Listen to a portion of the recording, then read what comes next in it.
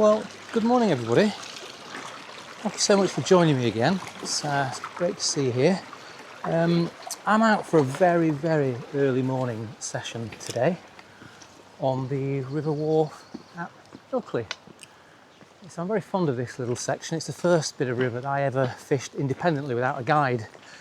So I'm quite fond of it. And I'm out today for the first time in ages. And that's because the river has been so depleted of water and oxygen. Weather conditions in the UK have been unbelievably hot for an extended period of time, and so trout fishing really has been completely off the cards. The last 2-3 nights we've had cool overnight temperatures, and the local wild trout trust have given the green light for early morning fishing. Water temperatures are dropping overnight and it's acceptable to fish early morning. So here I am, crack of dawn, on the River Wharfe. I've just brought one rod, so I'm going to look for rising fish. Whether they're here or not is another matter, but we're going to walk up the river and see if they're there. So I'm going to do some observations and I'll report back to you in a couple of minutes.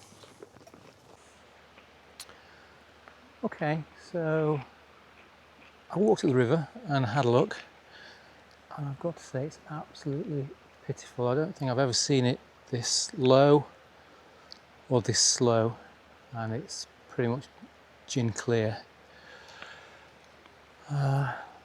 Really, there are only a few tiny sections that are even worth fishing. I would say 90% of the river is completely unfishable. A lot of it's like as you can see where I am now, it's like a still water. You know, this section usually comes through with lots of motion, lots of oxygen off those rocks that you can see sitting there, and as you can see the water isn't even moving, there's no direction to it, so the current is restricted to one tiny slither towards the far bank, and even then it sort of peters out by the time it gets to the bottom of the pool. So it's actually really quite depressing to see the state of the river at the moment. All these rocks here, this is usually completely submerged underwater. The river is normally kind of rushing through at this point before it goes over the lip of the pool there. And as you can see, it's way slower than walking pace. At either edge, it's more or less a still water. I don't think I've ever seen the river this low or looking this tragic. I mean, I brought my rod and my equipment, but the chances of me actually wetting a line here are really pretty slim, I think.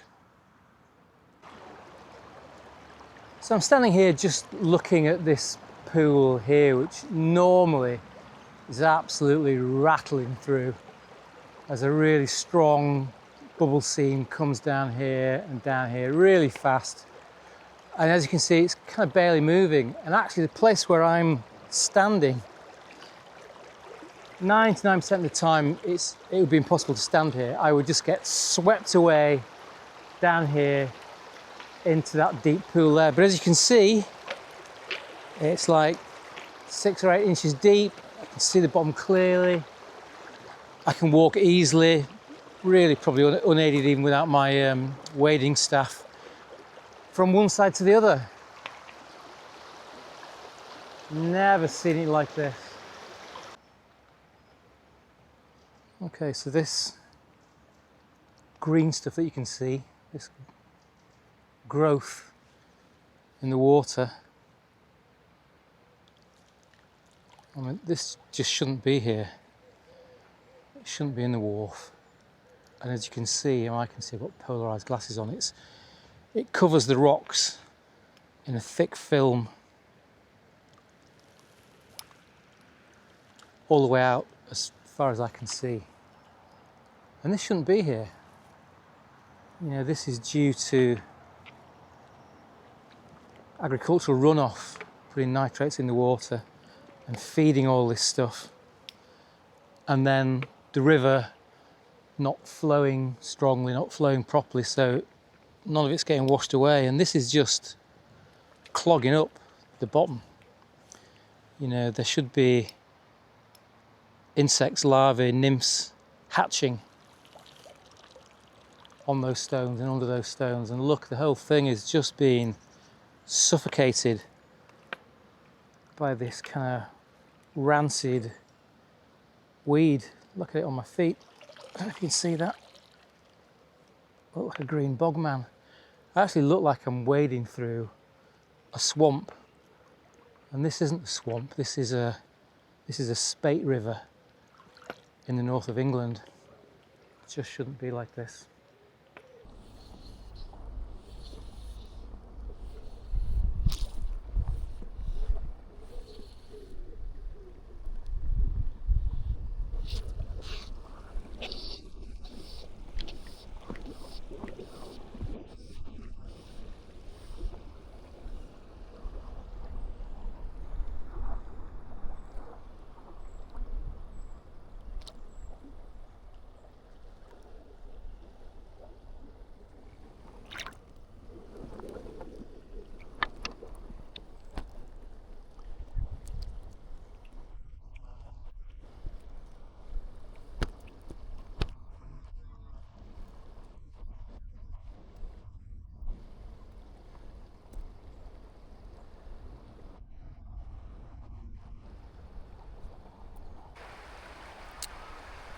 Okay, so we just caught a small grayling there. Not a big fish, just a small grayling.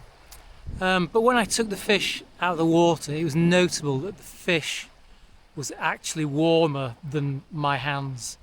And putting my hands into the water to take the fish from the net, it was really obvious that the water temperature is higher than the air temperature by some considerable distance. I'm pretty cold here, as you can tell. I've got a couple of snoods on to keep me warm. I've got a snood under my hat to try and keep me warm as well. But the water temperature is way above the air temperature. Air temperature is about, I'd say it's about 14 or 15 degrees right now. So what does that put the water temperature at? I mean, goodness only knows. But anyway, that's my cue to give up for the day. It's not the kind of conditions that I think I should be fishing in, to be absolutely honest. So I'm going to avoid the rivers now, probably until there's some rain comes through them. I might get myself home, book myself a slot on a reservoir up in the Dales, and perhaps pull a few streamers or nymphs for an early morning session. So that might be tomorrow. I'll try and film it. I hope you'll come with me. Today was a bit of a disaster. These are not happy days for the river. We badly need some rain. Tight lines, everyone.